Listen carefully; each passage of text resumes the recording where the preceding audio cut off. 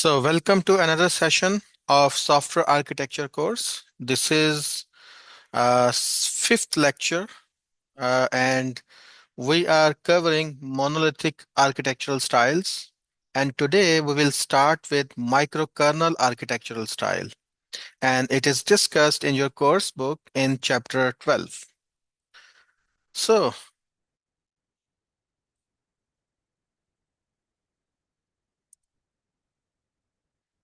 microkernel architecture styles. Also, we also call it a plugin architecture.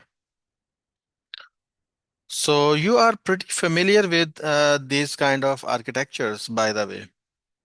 For instance, you all have used, plugin this Eclipse sooner or later. So Eclipse is an example of a microkernel architectural style. Also, you have also used, you know, internet browser like Chrome or any other browser, and then you can install plugins in that browser. So adding functionality to that system. Also, we can do the same for like Microsoft Office. We can add some plugins to it, enhancing the capabilities of that software. That is also an example of microkernel architecture style. Last but not least, you have used Linux-based operating systems. All those are also based on microkernel architecture styles. So first, you install a pure kernel operating system on your operating system, and then, I mean, on your computer, and then you can enhance it by adding plugins on top of the core kernel of your system. Okay, so let's get started then. So microkernel architecture style, this is, this term coined several decades ago. Still, it is widely used, and it is suitable for product-based, software and custom business applications. It is packaged and made available for download and installation as a single monolithic development. So it is always a single monolithic development, and usually we typically install it on customer site, like customers computers, customers infrastructure. So this is how it looks like. So in topology, so it is a relatively, simple monolithic architectural style. In the beginning, in the middle, you have the core system. Okay. And then on the side, you can have multiple plugin components. So this is how microkernel architecture looks like. The core system, one main component, and then there are many connected plugin components to it. Okay, so the application logic is divided between this core system and the plugin components that you have. So because of that, what happens is that, so first of all, the basic functionality is provided by the core system, and then extended functionalities are provided by these plugin components. So because of this architecture, it provides extensibility, like you can extend it as much as you want. For instance, you need new features, add completely something new. You can just develop a new component and plug in to the same core system. You want something more, develop another plugin, and then connect to the same core system, and so on. Because of that, it is also, adaptable. It can adapt to the changes. So adaptability is also supported. And finally, isolation of application features. So this plugin may support one distinct kind of, features. This one can support another kinds of features. This one can support another kind of features. So these features are completely separate, isolated from these features, and this feature, whatever features we have in this plugin, are completely isolated from others. So this is how, this microkernel architecture style look like, providing you extensibility, adaptability, and isolation of features. So the core functionality, if we talk about um, this middle, in the middle, the core system, it provides minimal functionality required to run the system. And an example could be like Eclipse IDE and plugins. So in the middle, you have simple text editor Eclipse, and then you add a plugin for Java, another plugin for Python, another plugin for maybe web development, another Python, and so on and so forth. So the core system of Eclipse is just a basic text editor, and all the other functionalities are provided by plugins. And this example also holds for browsers. So the basic purpose of browser is fulfilled by the core functionality of the browser. But then if you want to support PDF files, you can have one plugin. You want to support maybe maps, you can have another plugin. And so on. Maybe you want to support Microsoft Word document, you can have another plugin for that. And by the way, also many Unix-like operating systems also run on the same principle, designed on the same principle. You have got a core kernel, and then on top of that kernel or the main system, you install other things. Okay. So what usually happens in the core system is that you can have a happy path. What happy path means? It means the core system has a journal processing flow. And I will try to give you an example. A journal processing flow can look like this one. So imagine we are developing an electronic device recycling application. Okay. And then in the main component, in the core system, what you can have is an if else based conditions that allows you to, uh, you know, uh, point to other components. Like for instance, if device ID is iPhone 6s, then you got one plugin assess iPhone 6s. So this is another component. This is another plugin you are referring to right now in your core system. So your core system can have, if usually have a happy path where you will, for different kind of functionalities, you will refer to plugins. So for instance, if device ID dot equals iPad 1, then you refer to another plugin. And if device ID is Galaxy 5, then you refer to third plugin. So this is what we call happy path, as it is mentioned here, which is just a general purpose, general processing flow of your application. This one is defined, this one is defined in the core system here. Okay. Also, one benefit that we can see easily is that so it removes the cyclometric complexity, and because we place all the distinct um, uh, workings, distinct functionalities into separate plugins. So this way we are also removing cyclometric complexity between these plugins, because plugins are completely independent from each other. They do not depend on each other. So the plugin components are standalone independent components enhancing the core system, and they provide specialized processing like additional features. Communication with the core system usually happens point to point. Point to point means it's simply a function call to the API or to a jar file. If you are using Java, you simply import a jar file to your main application, and simply you make an invocation. So it's a point to point communication, calling functions, methods, instantiating classes, and so on. So a method invocation or a function call to the entry point class. So there can be many variants, by the way. Within the microkernel architectural style, when you are developing your core system, you can go for layered core system or technically partitioned. That means you have a presentation layer, you will have a business layer, you will have a persistence layer, you may have a database layer, and so on and so forth. And this is your core system. Then additional functionalities are provided through these plugins. So this could be one possibility.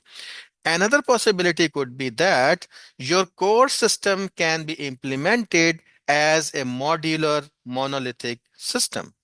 So this modular monolith means that all these components are domain based. They fulfill a certain functionality. So one about customers, one about maybe stock, and so on. So then within this core system, you have the modular components or domain partitioned components, and then you again have all these additional functionalities added through plugin components. By the way, both are monolithic architectural styles, because we are studying what we are studying. It's not written here, but we are still studying monolithic architectural styles. So uh, a microkernel architecture is also an example of a monolithic architectural style. Okay, so there can be another variation. So in some cases, core system can be just happy path. Happy path means it just redirect to different plugins. So if else conditions like that. Okay, so let's try to look for an example. Like imagine this is a system for payment processing. So the core system has the happy path to payment processing, and then given what kind of processing your user opt for, okay, you can refer to credit card payment component or plugin. You can refer to PayPal payment component. You can refer to, like, for other functionalities, like for instance, if some kind of gift card could be applied, you refer to plugin gift card. If it is about purchase order, then first you refer to the functionality to the purchase order plugin, and so on and so forth. So each payment method, like here, it is implemented as plugins.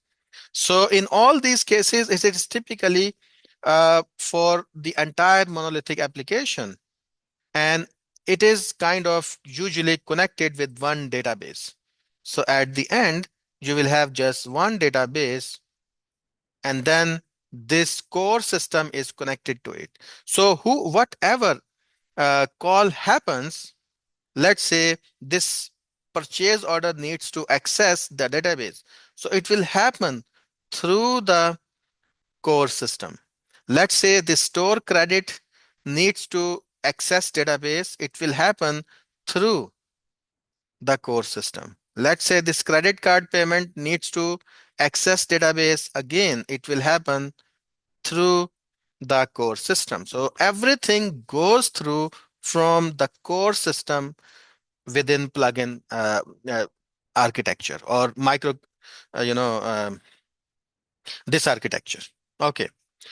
So there can be some variations or variants that you can have. Like for instance, you may probably want to, if it depends how you architect, your system, but you can have a separate component or plugin for your user interfaces. So now you got, many plugin components, as you can see, and your user interface is also kind of a plugin. So yeah, so this is also a kind of plugin, or you can, so by the way, here, important thing is you can see that everything is in one container. So this is single deployment unit. So within that single deployment unit, you have installed the core system, user interface, and all these plugins. So in one place, you install everything. Or you can have multiple deployment units. So for instance, on one machine or maybe on different machines. So you install core system with all these plugins, and then user interface is installed separately, either on the same machine or on a different machine. So you have here a user interface which is separated, and it has a multiple. Because of that, you end up with a multiple deployment unit, two deployment units. Or you can also have something like that. So this is your core system and some plugins connected to it, and you install that component separately. And then you have this user interface core system with the same principle. Like this interface provides the bare minimum user interface functionality. And then you may want to add plugins so that your user interface can be enhanced. So this could be, a multiple deployment unit, but both are microkernel. Now, this user interface is also acting like core system and plugin systems. Okay, so this one is your core. It's already written here, user interface, and these are additional plugin user interfaces.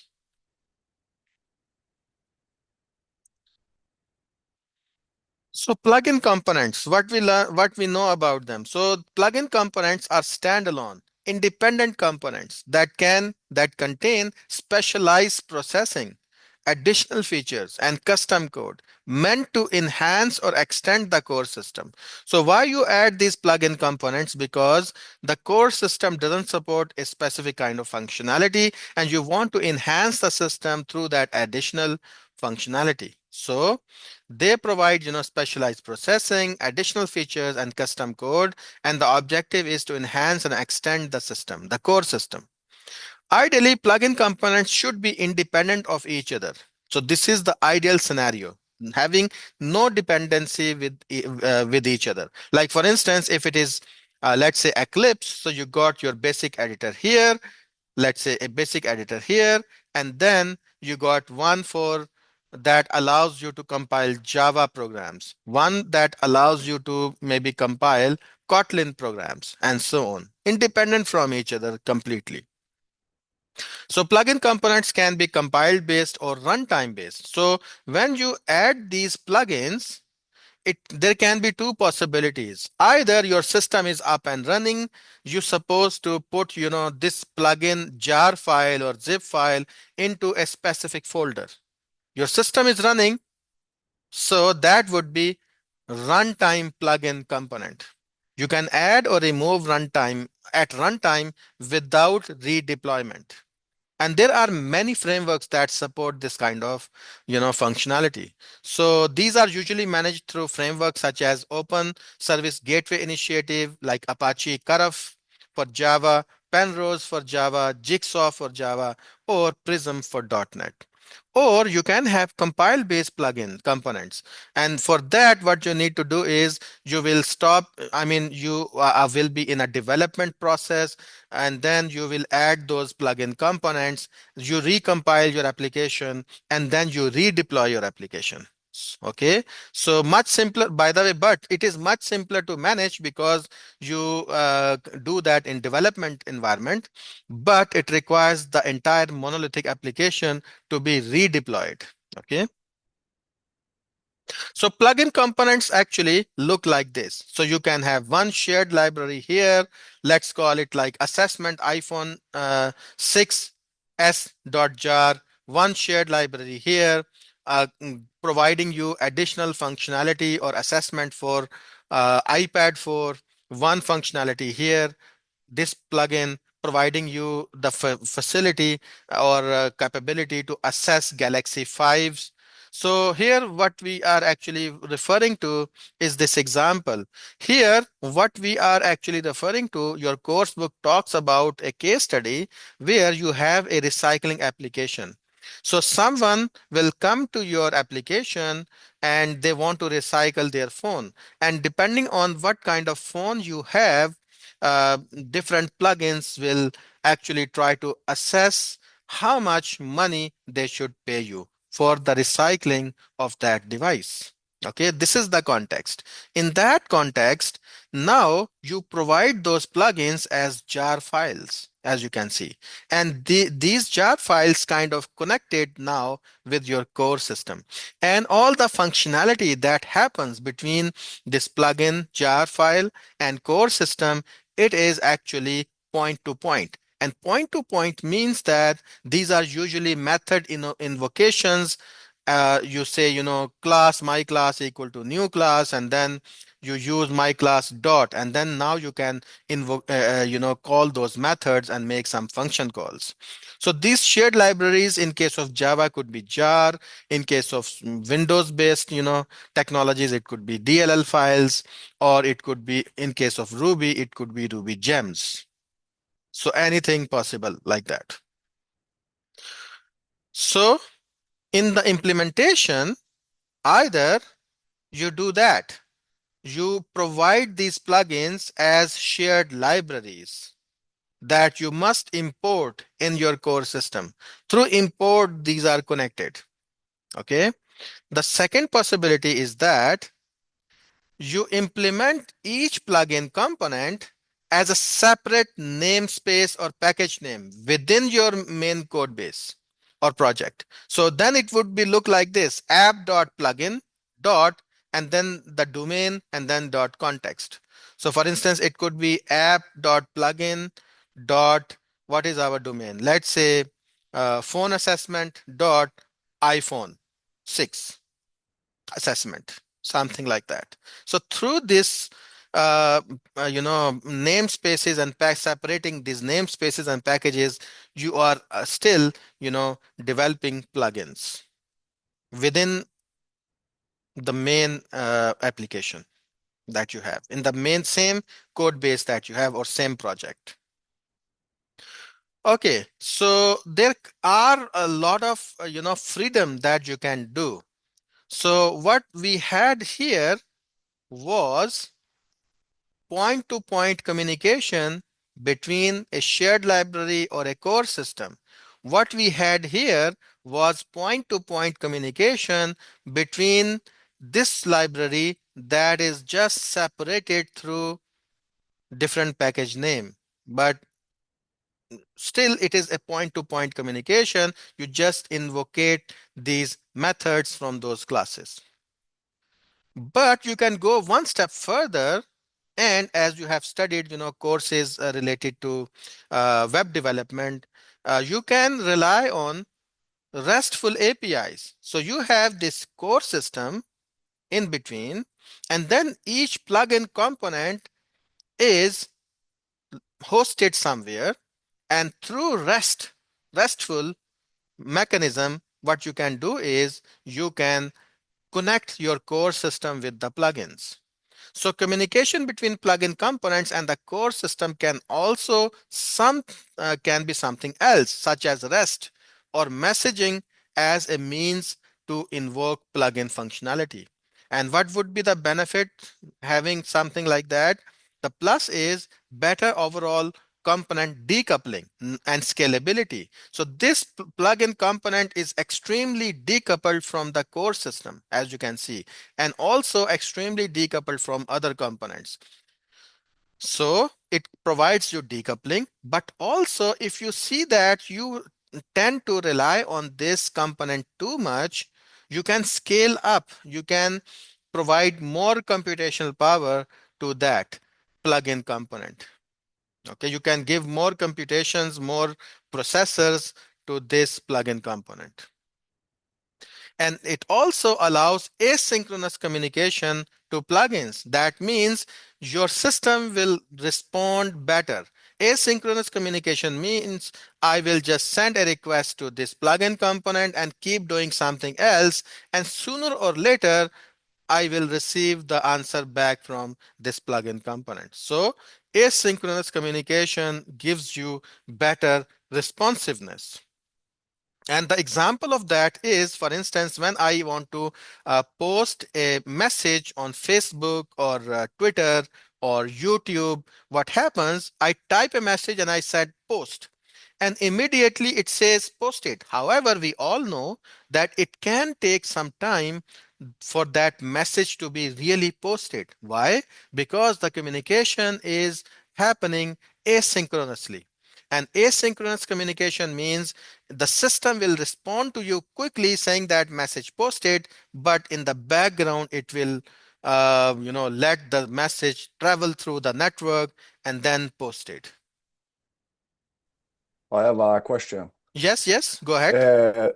Is this the same thing as a distributed architecture? Yes, now we are kind of blending it now. Because, by the way, this doesn't need to be a distributed architecture. You can have this whole thing on one machine, by the way. Ah, okay. And or you can have different component we can isolate these components separately on virtual machines on the same system. So there can be many possibilities, but still this is a little bit extreme. It looks like distributed and it can go and become a distributed system, but still we can do that on the same machine also. Okay. So this typology is a single architecture quantum. This is really important and answering your question directly, because that means uh, here we are kind of violating the definition of architectural quantum, because it says all the communication should happen synchronously. But here, as you can see, we are moving towards asynchronous communication. So I would say that it's a kind of in the middle. Yes, you are right. It is in the middle, so to speak, but it is also a possibility. So that is why we discussed that. So also very, very important thing that I should say is let's say we have also some user interface here, and through that we access the system.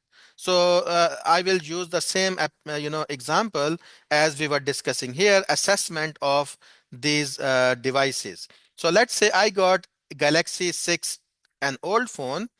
I go to their interface and fill a form, tells them when I bought the phone, what are its configuration, etc., etc. And then maybe this plugin is about the assessment of Galaxy. So it goes from here and then goes here. That is very important. Still, there is a single point. From through that, everything, all the communication happens. It is the core system. And then let's say we need to be paid. I need to be paid. So it goes and go to the payment processing, and then it comes back. So everything is happening still through the core system. All the communication with the outer world happens through this main core system.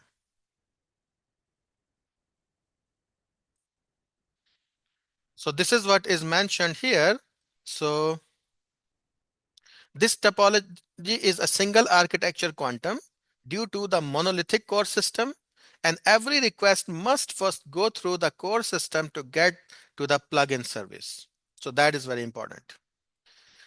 By the way, since we added this RESTful API or REST communication between core system and this plugin components, so REST turns, as you said, this, microkernel architecture into a distributed architecture, so to speak, if it is deployed onto different machines, and this increases complexity, cost, and complicate the deployment also. Now, so far, what we were assuming is that you only have one database in your microkernel architecture, and it is connected with this core system. For instance, if this plugin needs to use database to update, delete, or insert something, it goes through the core system. However, we can have some data stores for immediate needs connected with each of these plugins. So the core system has the main database, and then you can have certain data stores connected with these plugins. So this data store is completely independent from this one, because this data store only fulfills the immediate needs of this plugin components. So it is a typical for the entire monolithic application to share a single database right here. However, plugins can have their own separate data stores. We just call them data stores, not a complete database, because it can be just few things, maybe a CSV file, maybe an XML file, maybe some data that we immediately need to support this plugin component. Okay, the primary reason for this practice is decoupling, so that our system is a little bit decoupled. So making database changes should only impact the core system, not the plugin components. So through that, we are trying to have some decoupling to our system. So then comes registry. How do you register that you have a new plugin component? How does this core system know about this new plugin component? How do we register? There comes the component registry. So the core system needs to know which plugin module are available and how to get to them. So what path they should follow. So registry contains information about the plugin modules, and there are simple registries and there are some complex registries. So for instance, it can be a very simple thing like a map.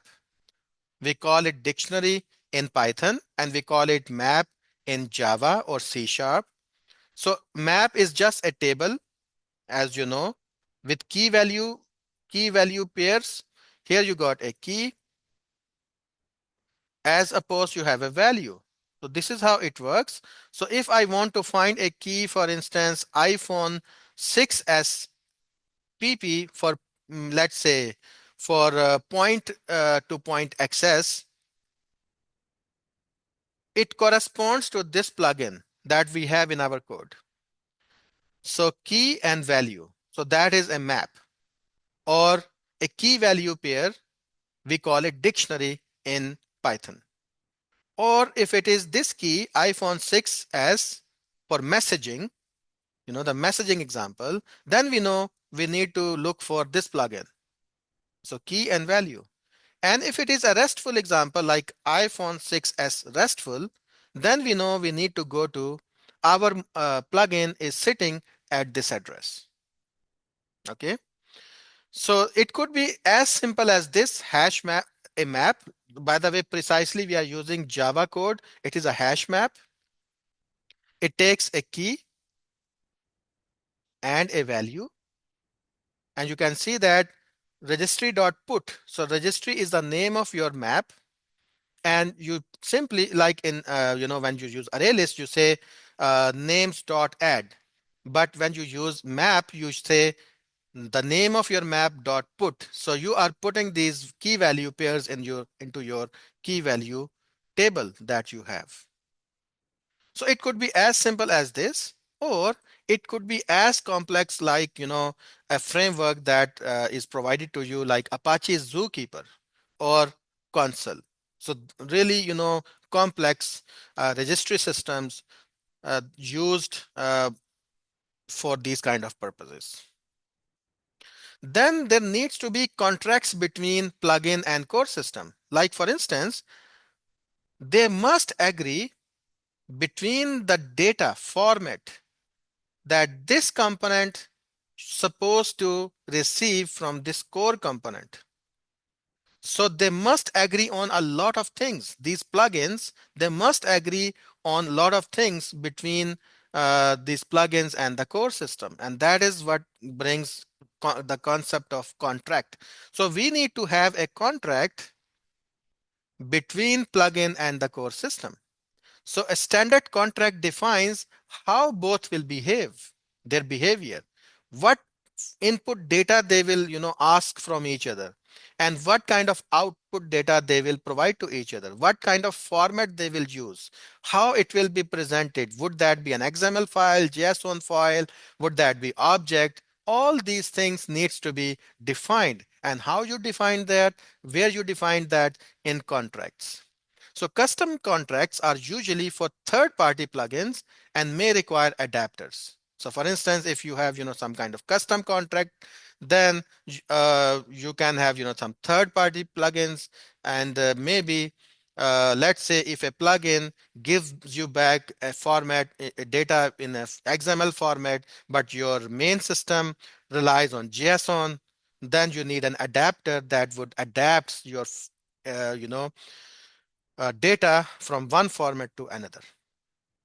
So plugin contracts can be implemented in XML, JSON, or objects passed back and forth between plugins and core system. So you can implement a contract also as a Java interface defining the overall behavior, and all the plugins must support those functions in that abstract functions in that interface. So here is an example of a recycling application that we are looking for. So here is the assessment plugin. Okay, so assessment plugin it's an interface, and then what it requires is that assessment output assess. So any component should have assess implemented.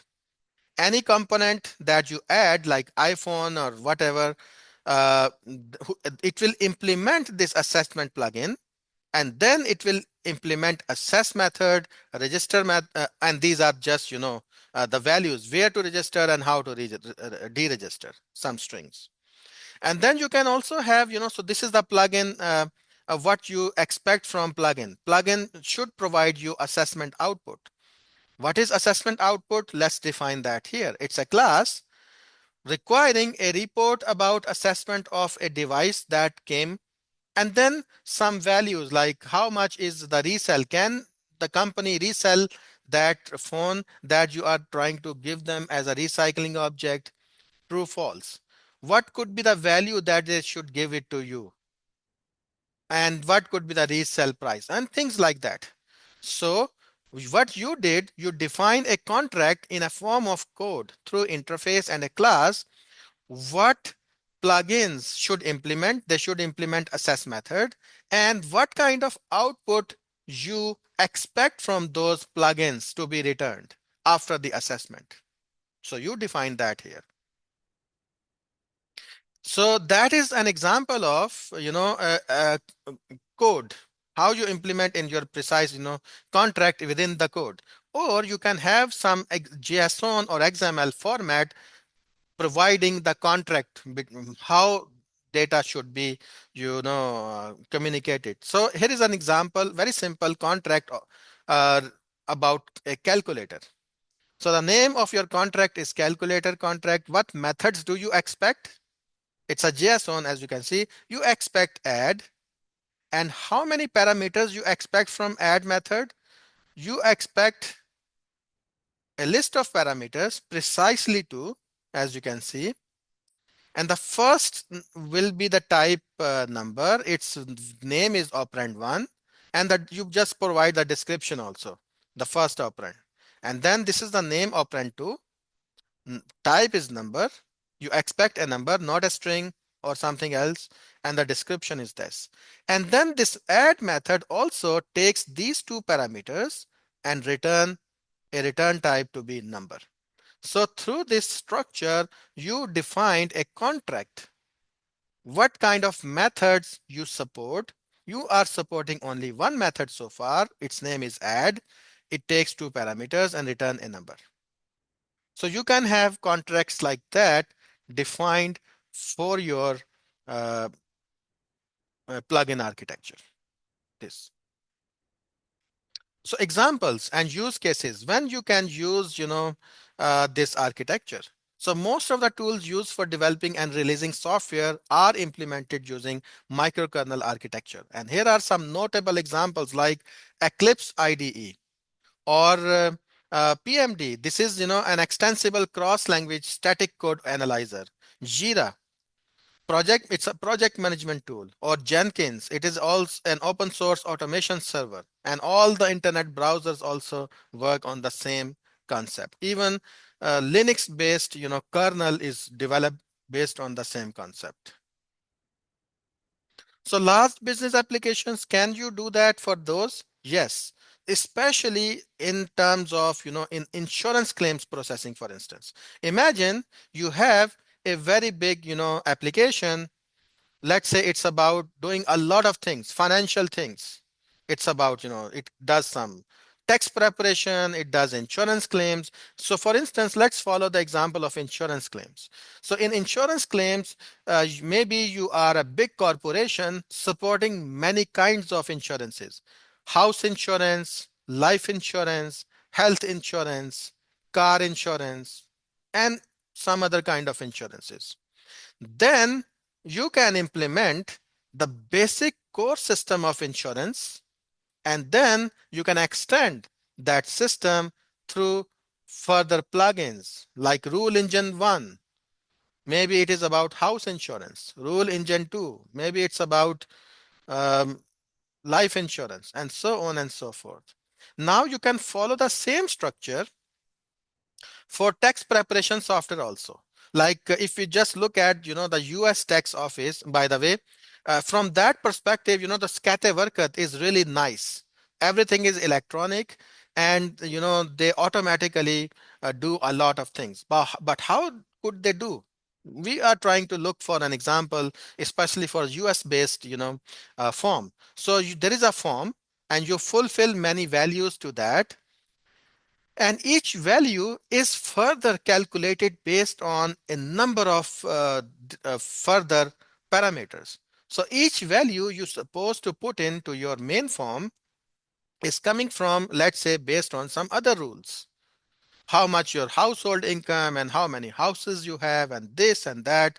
So a text preparation software can also be implemented like that: the basic text core system, and then about the different rules engines supporting different kind of values to be computed for the purpose of text. So this could also be example. So now let us discuss how good, or for in which conditions you should use what kind of architectural characteristics it supports, and what kind of architectural characteristics it does not support. By the way, again, simplicity and cost is its length. First of all, partitioning type. It could be both domain based and technical. So technical means it can have uh, based on, you can have your one layer for your user interface, one layer for your database, persistence layer, and so on. Or it could be domain based on the functionalities of the system. Number of quanta is one. Basically, you install everything in one place. Deployability, because so we will see now. By the way, since it's one quanta, and as you can see, core system is completely independent from these rules engine. If something goes wrong with this one, we will just stop that plugin. The rest of the application will keep working. So these kind of things gives us that it is simple and cost effective. So cost effective, being cost effective, and being simple is its strengths. Then comes scalability and fault tolerance. As you can see that everything relies on the core system. So core system can be a bottleneck. So if I look at here, whatever things happen, it happens through the core system. Whatever you do, it happens through the core system. So core system is a single point of failure for us.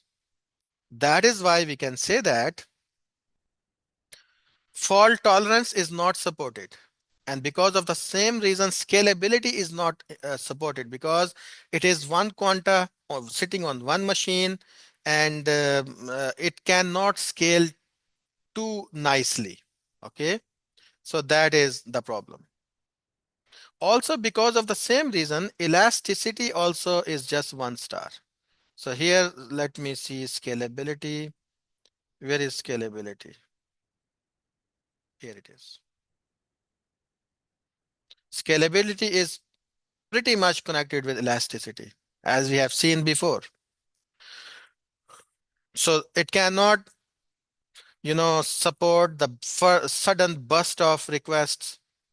If it gets overwhelmed, then it is overwhelmed. You have to wait until the system is released from all the requests. So it is unique because it supports both domain and technical partitions. And if we look at, testability here, 3 star. and then deployability 3-star, and then and then reliability, how reliable it is. This one, 3 stars. Slightly, average, above average. Why? Because of the isolation of your plugins. So if one plugin stops working, we can simply remove that and the rest of the application will keep working. Same reason, testability is good because if you add another plugin, you just need to test that plugin. Deployability, same reason. You deploy your application core system first, then a few plugins. Now you got another plugin you just add in and it will not affect the rest of your application. So that is why both, isolation, because of the functionality can be isolated, all these scores are given 3-star. Then comes modularity and extensibility. Same reason, above average, because it's a modular system and then it is extensible. You can extend it very easily. Same reason. Performance is good due to small application size and ability to streamline. And if something is not working, you just unplug that functionality. So that was our microkernel architectural style.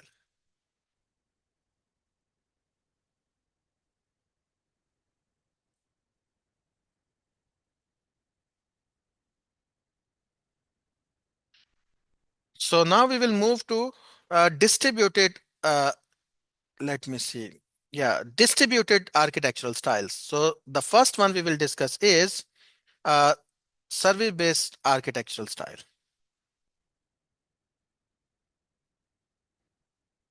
But let's take a break here for like 12 minutes and then we can start this one. So give me a moment. I did not want, yeah, I'm sharing my screen.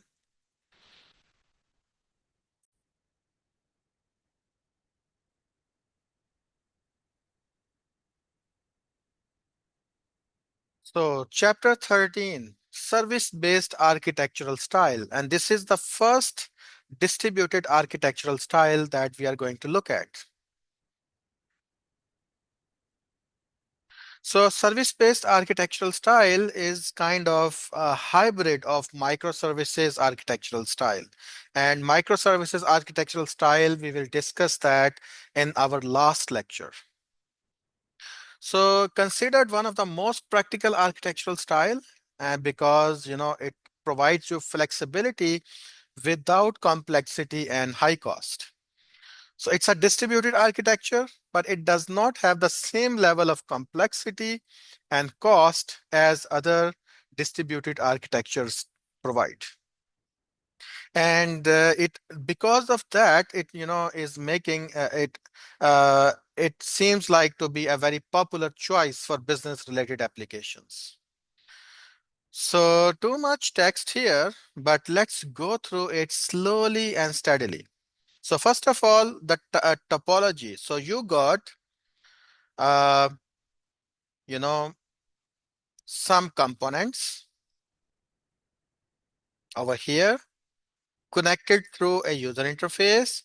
And all of these components or services, we call them services, depend on or rely on the same database.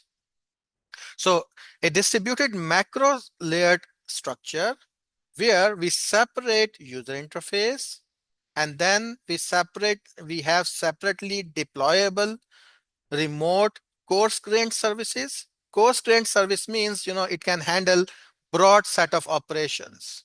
So it's not just one function and one function or one domain they cover. They can have multiple distinct functionalities or operations uh, related to a specific domain handled by one service.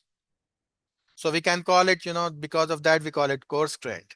And then we have one monolithic database. So three things: separate user interface, then separate deployable coarse grained services, and then a database. One monolithic database. So services are typically coarse-grained, and I just explained what coarse-grained means. So these are also independent and separately deployable. And then services are typically deployed at the same monolithic application. So same monolithic application as, var file, EAR file, jar file, and so on, and usually do not require containerization. So by the way, any one of you who knows what containerization is?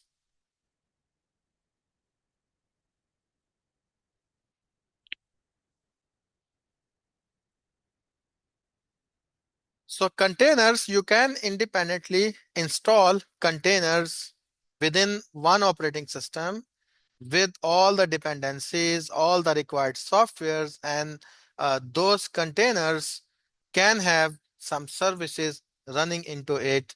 So one possibility can be you have a global environment within your operating system. You have some compilers available, you have some tools available, but in containerization, what we do is we separate these settings into something called containers. So services typically share a single monolithic application database, and the number of services you can have usually could be 4 to 12. So generally there is only a single instance of each domain service.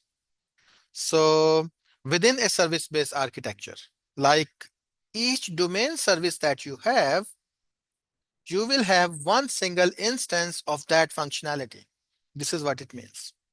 So for scalability, fault tolerance, and throughput needs, multiple instances of domain service can exist.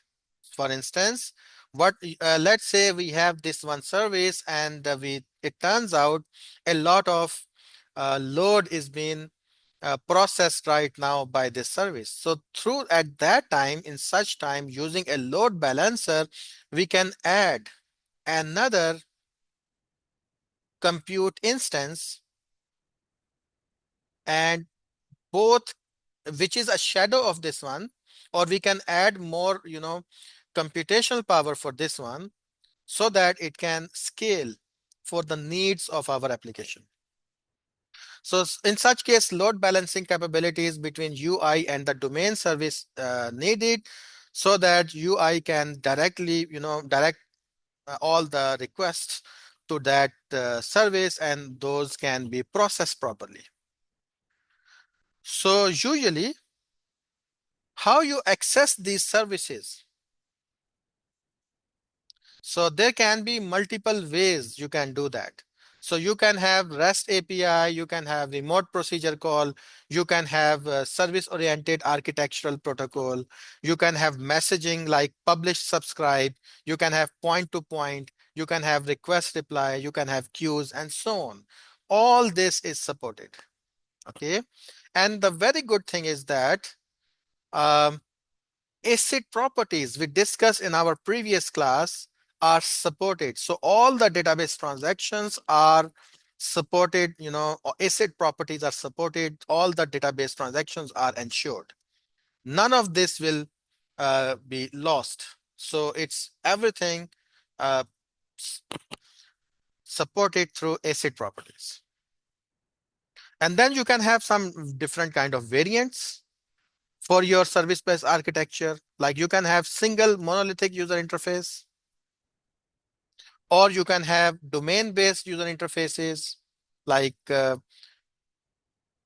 one domain here, one domain here, fulfilling two different functionalities or part of your business. Or you can have an interface for each service separately. That would be really an extreme, but it is still possible. So here what you did, let's say, if we look at our example for the recycling application, this one is available, to the user, where user can assess a component to know how much their recycling mobile will have a worth, and this one doing something else, maybe how they should send it, and details like that. And this one could be for internal, let's say internal employees working on the devices that they receive. Two different things. Or you can have for each service one user interface. All this is fine. One interface, multiple supporting multiple services, multiple interfaces like two based on, divide separated based on the domain, or each service having its own user interface. And this is some typology variants. Like for instance, here, this is what we have seen.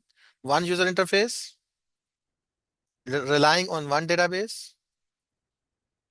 Here, service-based architecture, but most of the domain, most of your services depends on one database, but you have another service relying on a separate database. That is also possible.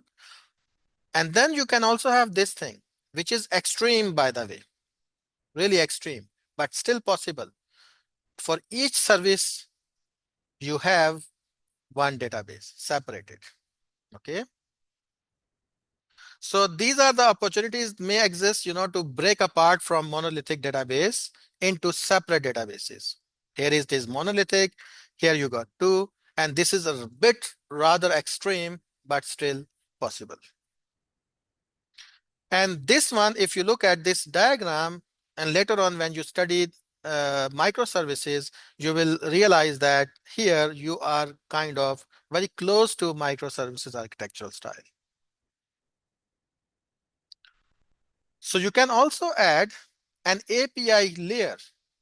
So you got all these services independently working, connected with this monolithic database, but for your user interface, you can provide an API gateway or proxy, so that for this user interface, it seems like this user interface is talking to one and one system only. Instead of giving this UI a feeling that it is talking to service 1, service 2, service 3, service 4, by adding an API layer or proxy or gateway, what you will do that you in this user interface will feel like it is talking to one API layer, and everything is kind of hidden in that API. So some request goes here, some requests goes here, and so on and so forth. So it is possible to add an API layer consisting of proxy or gateway between your user interface and your services. It is, by the way, a good practice because you now are not exposing your services directly to your user interface.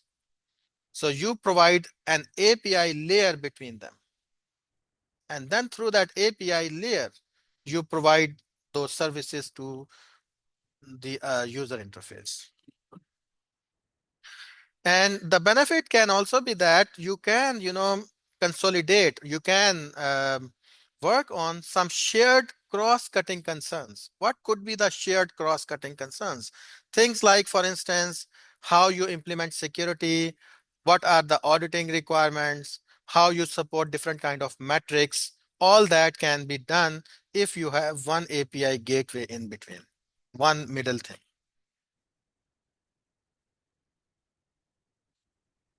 Finally, so domain service design and granularity. So here, so domain services are service-based architectures. So over here in domain services that we provide, this one, this service, these are coarse-grained, by the way. So in service-based architecture, all the domains, all the services you provide, they can typically provide multiple functionalities. So that is why we are calling them coarse-grained. So each domain typically can be designed either as a layered architectural style or domain, you can have domain partitioning in it. So one service that you are looking at it right here, this can be designed itself as layers or technical partitioning, or it could be designed as multiple components sitting together based on the domains. So domain partitioning. So both are possible. And then within that service that you provide over here, one service, this one, here you can have, API facade layer, and here you can have multiple, again, API facade talking to multiple small components or functionalities. So now what we will do is we will try to look for one example here. So an example is like, how a business request to business functionality happens within this architecture. So a business requirement from the user interface is placed, uh, and that is, let's say, an order. So over here, this is your user interface. An order service, for instance, asks you, so this single request, you received about, placing an order, and then this order comes from here through the user interface, and through that you will talk to this API facade layer, and in that you will do multiple things. So by the way, this service that you have here, it could be, as we have seen in previous slide, could be implemented as domain partitioning, or it could be implemented as layered partitioning. Okay. And what you can do, things like, internally, then using this API facade layer, you can call multiple components to achieve things like to generate an order ID, apply the payment, update the product inventory for each order. So different things happening, and all that is kind of choreographed, controlled through this API facade layer that you provide in your domain partitioning, or controlled by this API facade layer within your layered partition. So from the outer world, we place an order. Order is placed through this UI, and then this service will have its own business processes to take care how it will do multiple things, such as generating order ID, applying the payment, and updating the product inventory. So by the way, since these services are connected with, one centralized database, so all the ACID properties of databases are ensured. So commits, uh, either you do everything or you roll back. So the ACID properties, integrity, atomicity, and so on, all those are supported. So you can also, in practice, when we look at, service-based architectures, what we have seen is that sometimes you can partition your database. So this is a practice, one possibility. So what we can do here is, so the practice of creating a single shared library of entity objects is the least effective way if you have just one thing shared here.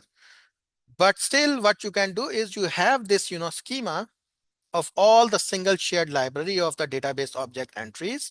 And then depending on, let's say this one is about customers. So single shared library about all the entities related to customers.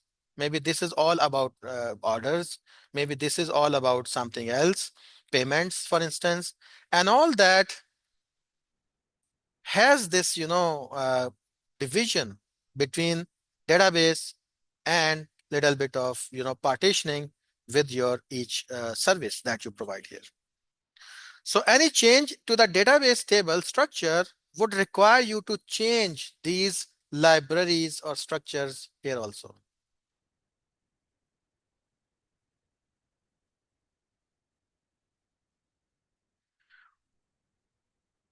So, or what you can do is you can logically partition your database here. So you have tracking, order, invoicing, customer, and common. Okay, so I think I took this diagram a little wrong. So since I recall it, I want to say again what I mean here. So in usual service-based architecture, you have multiple services here, and all these are connected with this database. And this database has a schema. All these tables are connected with each other. You got customer table, you got order table, you got payments table, you got many other things. And then in these services, what you have is the same single shared library. So it's a persistence layer that you have.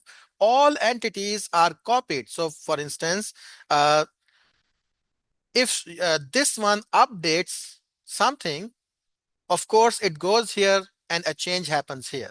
And this is now reflected for all these services. However, if you change something in the database schema here, then what you need to do, you need to update the persistence layer here and here and here and here, because it is the same database schema used in all these services. So this is what this slide means here.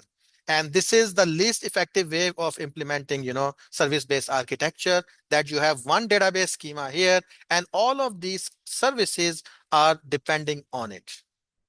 Now, practice two can be that instead of having just one database schema here, you can logically partition your database. So your database is logically partitioned into things like customer, invoicing, order, tracking, common, and so on. Now, these services, these are coarse-grained domain-based separations you made. So maybe this one works about only related to customer. So customer entities, you define them here, and then some commonalities. So common is common among all those. So common entities coming from this database.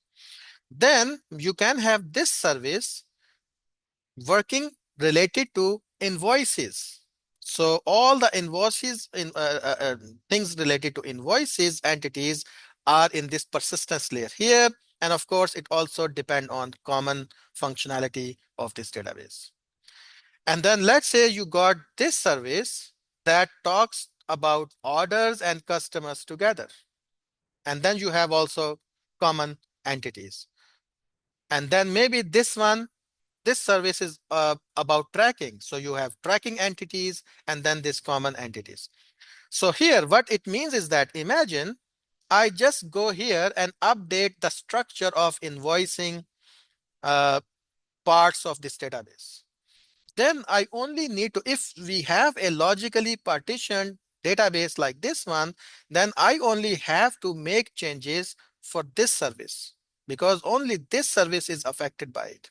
But if I make a change in, let's say, customer, then given that it is used by this service and it is used by this service, I have to go there and update the persistence layer here and here. So this library that provide me the persistence layer, I have to update in both places. So this is what it means. So one way to mitigate the impact and risk of database changes is to logically partition the database and manifest the logical partitioning through federated shared libraries. So now you can have, these shared libraries used. Some of them are used by, common, for instance. It is used by all these services. But if we look at customer, it is used by two services. Tracking is used by one service. Invoicing is used by only one, and so on and so forth. So make the logical partitioning in the database as fine-grained as possible while still maintaining well-defined data domains to better control database changes within the service-based architecture. So this is how, if we do this logical partitioning, then we will be able to manage the changes happening in databases. Why we are discussing database, by the way? Because this is a single point of dependency in service-based architecture. So over here, everything depends on this database. If I make a change here, that change needs to be reflected in all services. One way to mitigate that problem is you logically partition your database here. Now, if I make a change in customer, only two services according to this diagram needs to be updated. Of course, if I make a change in common, then it is used by all services. I have to update all these persistence layers of these services. Then another example of this architecture in practice. Okay, so this is our electronic recycling example using service-based architecture. Here we separate it into multiple services. So we got these two services providing functionality related to receiving a device and assessing the value of that device through that interface, receiving user interface. Then we also have another subsystem depending on the same database. It is about recycling service, it has accounting service, and it has reporting service.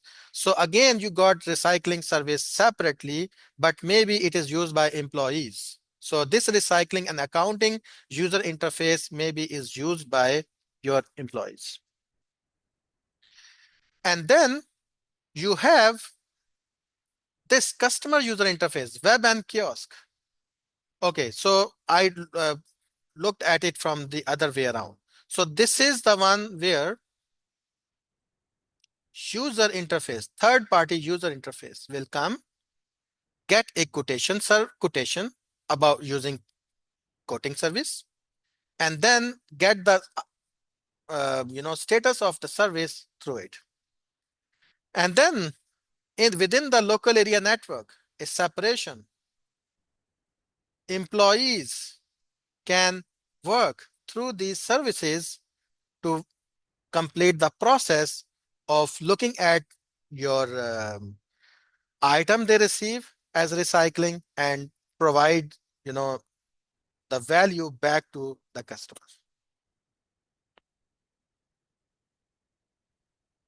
So if I look at what is written here,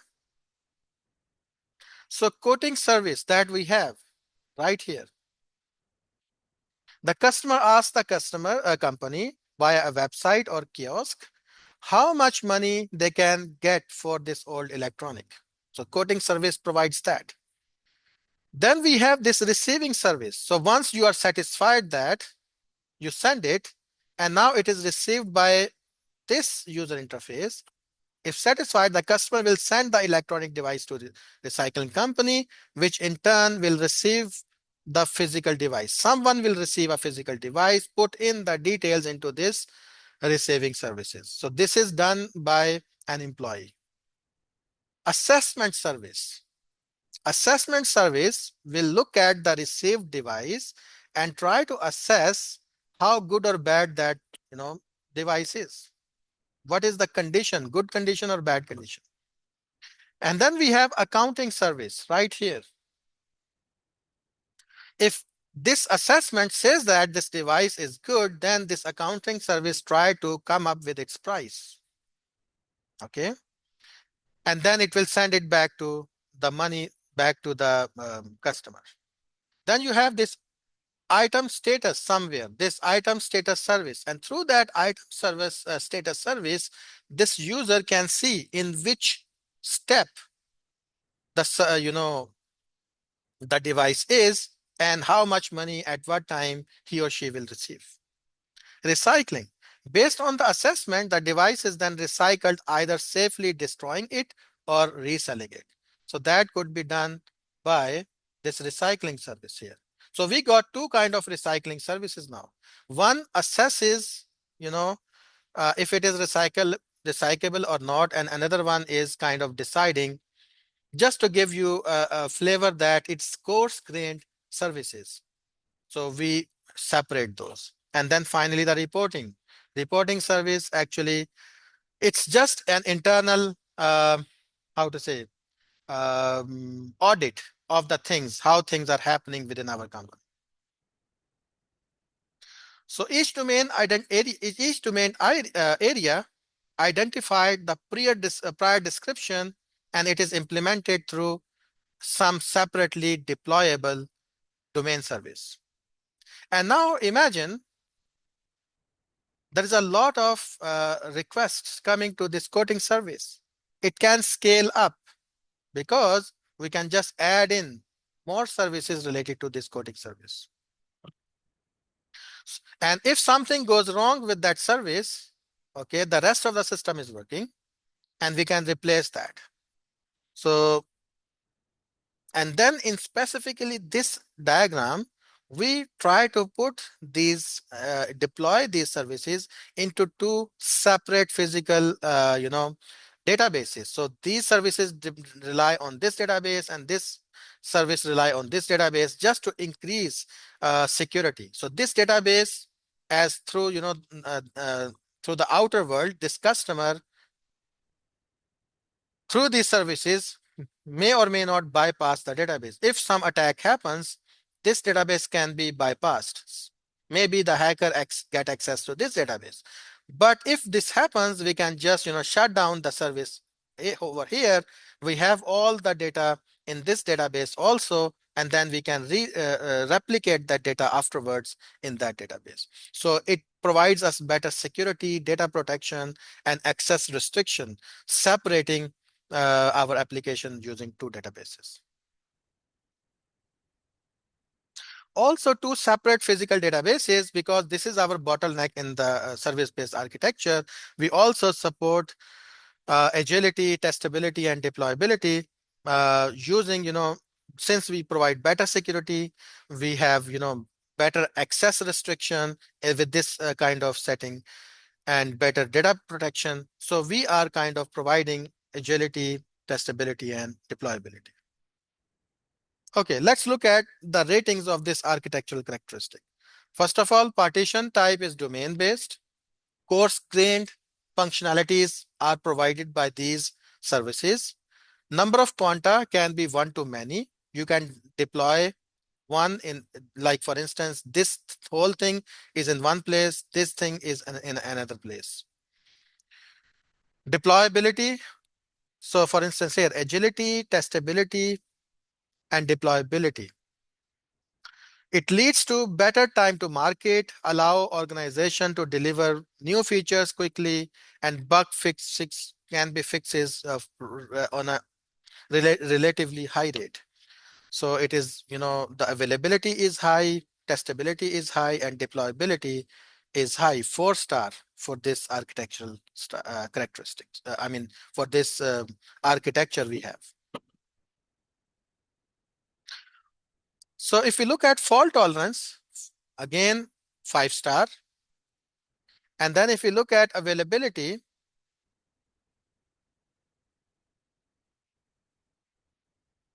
availability is not directly written here, but fault tolerance is written right here. So fault tolerance and overall application availability is also ranked higher because services are self-contained. Because of each service self-contained, these numbers are high. Scalability is only ranked 3-star over here. And the reason is that your services are coarse-grained and you have typically one database. Okay. And finally, elasticity, only 2-star. Why? Because your system cannot really, so like scalable, it is a bit scalable, 3-star, but it is not as elastic as some other architectural styles. Why? Because it cannot really handle the sudden burst of requests. So still it is simple design. So in terms of simplicity, it is 3-star.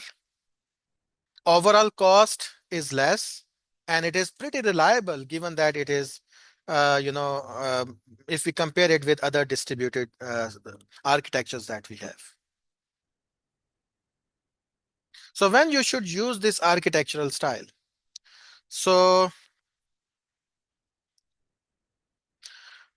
the flexibility this system provides and pragmatism, like, you are assuming that things can change in future, and for that you can add more services.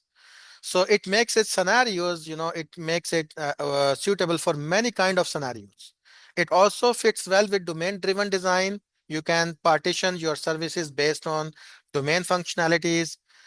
Though it is a distributed architecture, but it's transactions are reliable. So it provides ACID, it supports ACID transactions. So which is better than other distributed architectural styles. And finally, it achieves modularity without complexities of granularity. So it allows you to deviate a little bit, like you can have receiving service here and again some other kind of receiving service here. So it's coarse grained services. You are not really trying to optimize the functionality, one functionality of these services. So based on that, you can say that you achieve modularity without having the complexities of granularity. And with that, we finish our um, topic on service-based architecture. And I think we have covered enough for today. And I will simply stop here. If you have any questions, feel free to ask me. So now, Yes, I have yes, a sure. short question. Please. You have some podcasts and you're referring Yes. to 14 and 15, but it only goes up to, I think it's 11 or something in the link Okay. that you said. So you need to put up Okay. some more there. Up to, okay. Yeah. So I can quickly look at it right now. Let's And see. also lecture 6, I think it was, you can't download the PDF. It says file missing or something when you click on Okay. the download link. I will check that. If I just go to my notebooks here, I mean this. So you were saying, yeah, 10, 11. Okay. Yeah, I will put those also there. Okay. yeah, Yeah. yeah, and I'll just make sure things are working. yeah, and also lecture 6 there, the PDF. Lecture 6. I will just write that. All righty then. Lecture, lecture 6. I'll check that. Okay. Okay, thank you. So welcome. So see you then. By the way, don't forget to, if you need help tutoring, so you can go in over here and fetch, a time slot for your group for tomorrow. So for that, see you tomorrow. Then take care and bye bye.